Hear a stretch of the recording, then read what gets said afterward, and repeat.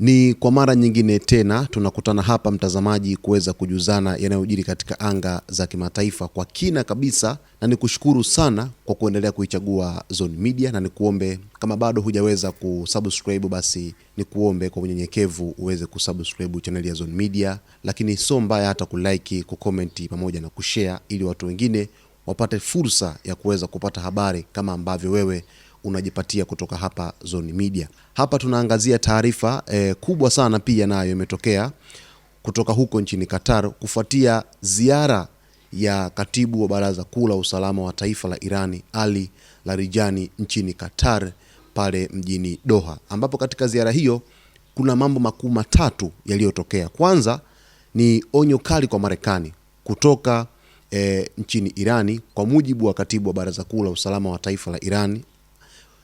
Lakini vile vile ameweza kukutana na emiri wa Qatar na kuzungumza mambo mengi sana kuhusiana na masuala ya kiusalama katika kanda Mashariki ya Kati. Lakini la tatu na la mwisho kubwa zaidi ni mkutano mkubwa ambao ameweza kufanya na viongozi wa Hamas wakijadili mustakabali wa kundi la wanamgambo la Hamas, lakini wakijadili jinsi ambavyo Israel inaendesha mashambulizi yake pale Gaza, lakini pia wakijadili mustakabali wa Palestina kwa ujumla, nini ambacho kitajiri katika nyakati zijazo. Sasa tuanze kwenye jambo la kwanza ambalo ni onyo kali kwa Marekani kufuatia ziara ya katibu huyo wa Baraza Kuu la Usalama wa Taifa la Irani. Akiwa Doha, Ali Larijani alitoa kauli nzito dhidi ya Washington akionya kuwa iwapo Marekani itachukua hatua yoyote ya kijeshi dhidi ya Irani, basi kambi zake zote za kijeshi katika ukanda Mashariki ya Kati zitakuwa shabaha halali ya taifa la Iran.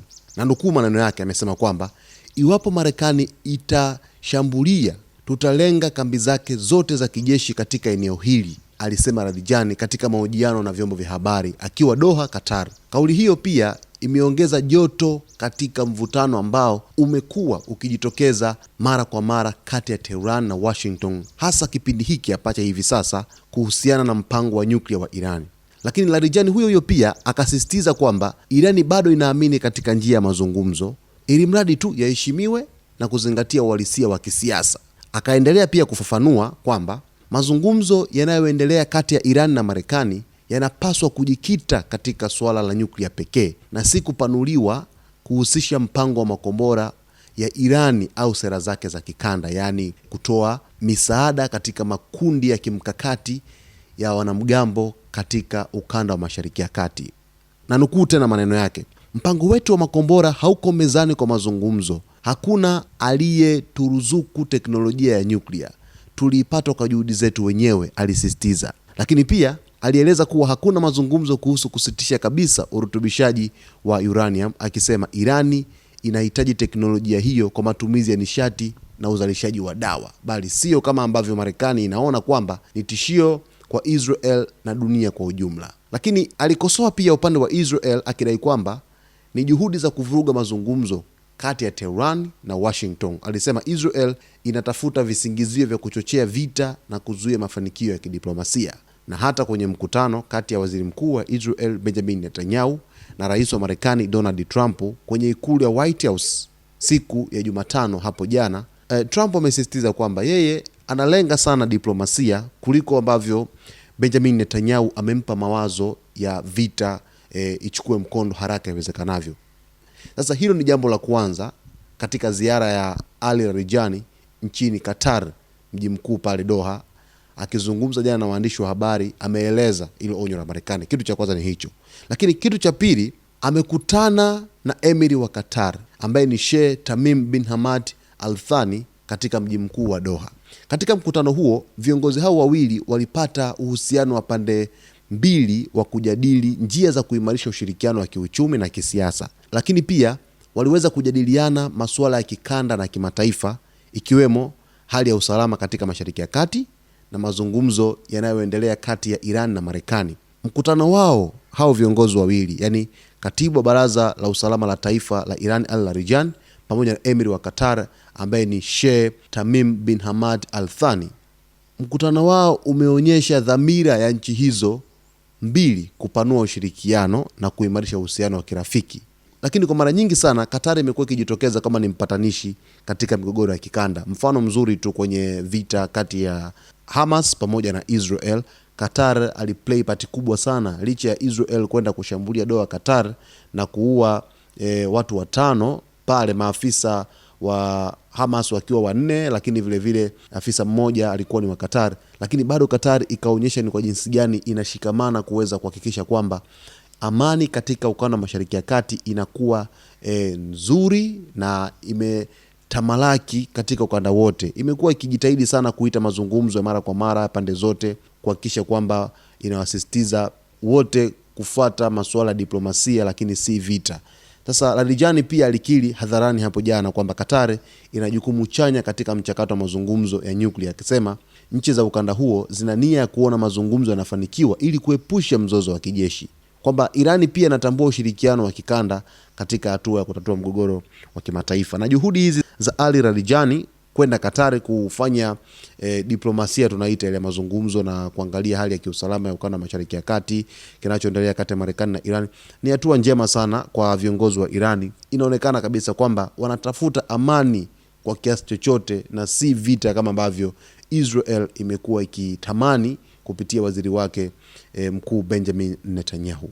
Lakini cha tatu kikubwa ambacho Ali Larijani ameweza kukifanya huko nchini Qatar katika ziara yake ni mkutano na viongozi wa Hamas. Amefanya mkutano na viongozi wa harakati ya Hamas wakiongozwa na Muhammad Ismail Darwish. Katika mkutano huo, pande hizo zilijadili hali ya kisiasa katika ukanda huo, hasa mashambulizi yanayoendelea katika ukanda wa Gaza kwa hivi sasa, licha ya makubaliano ya kusitishwa kwa mapigano tangu mwaka jana tarehe 10 mwezi Oktoba 2025 yalipofikiwa na rais wa Marekani Donald Trump pale Sharm el Sheikh nchini Misri. Sasa hivi wapo kwenye fezi ya pili. Fezi ya kwanza ilikuwa imekwisha isha. Sasa hivi wapo kwenye fezi ile ya Hamas kuweza kukabidhi silaha zake. Bado fezi hii imeonekana kuwa ni ngumu sana. Darwish huyo kiongozi wa Hamas alimueleza kwamba Larijani kuhusu hali ngumu ya kibinadamu inayowakabili wananchi wa Gaza, akidai kuwa mashambulizi yanaendelea licha ya kuwepo kwa makubaliano ya usitishaji mapigano. Alisisitiza kuwa Hamas itaendelea kuheshimu masharti ya makubaliano ya kusitisha vita, lakini pia itaendelea kutetea haki za Wapalestina na kupinga kile alichokiita uvamizi na mzingiro wa Gaza wa jeshi la Israel.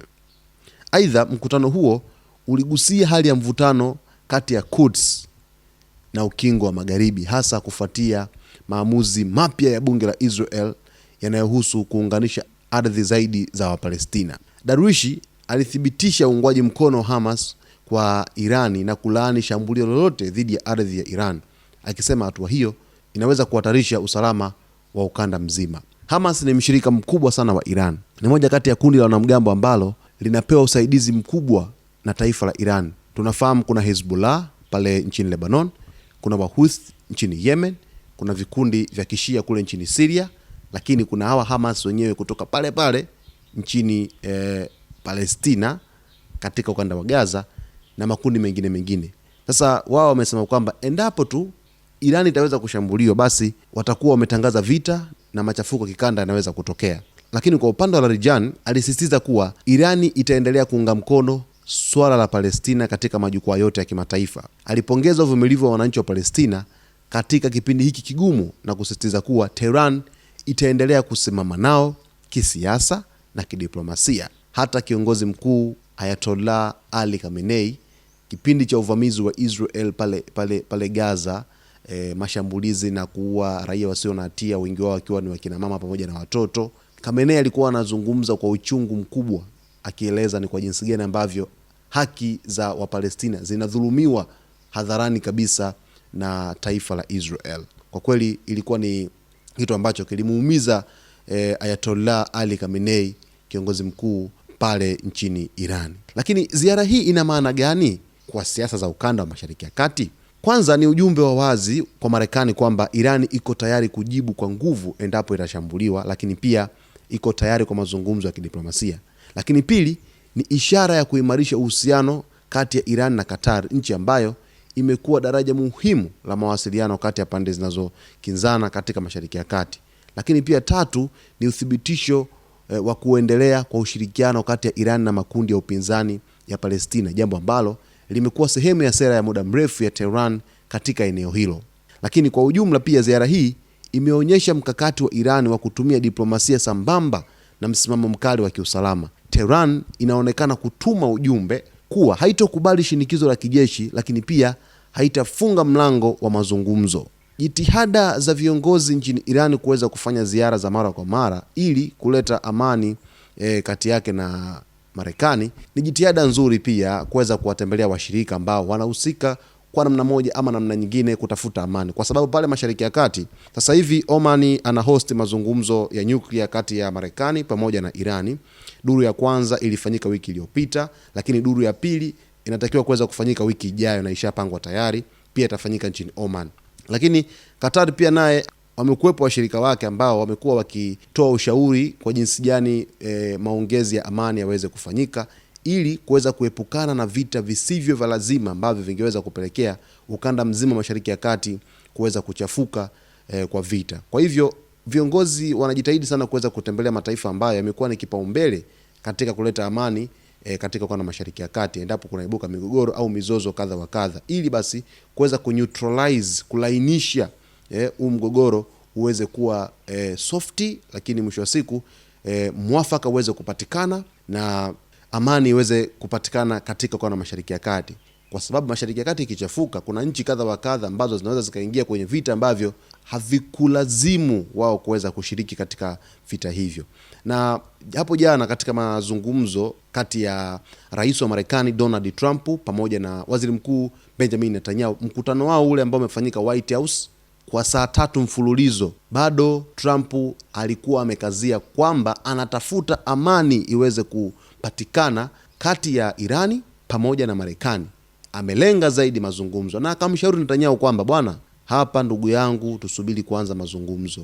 Jambo ambalo wewe unalileta hapa chini kuweza kuzungumza kwamba tuanzishe vita, hakukubaliana nalo kabisa, ila alisema kwamba acha diplomasia ichukue uamuzi wake. Kama bado tukiona kwamba diplomasia haijaweza kuchukua nafasi, basi tutaweza kutumia nguvu za kijeshi. Netanyahu hakulipenda hilo swala, lakini mwisho wa siku ikabidi akubaliane kwa sababu Marekani ni mkubwa na ndo mkubwa wake na ni baba yake ambaye anampelekea mashtaka yote ambayo yanamkabili hasa kuhusu Iran.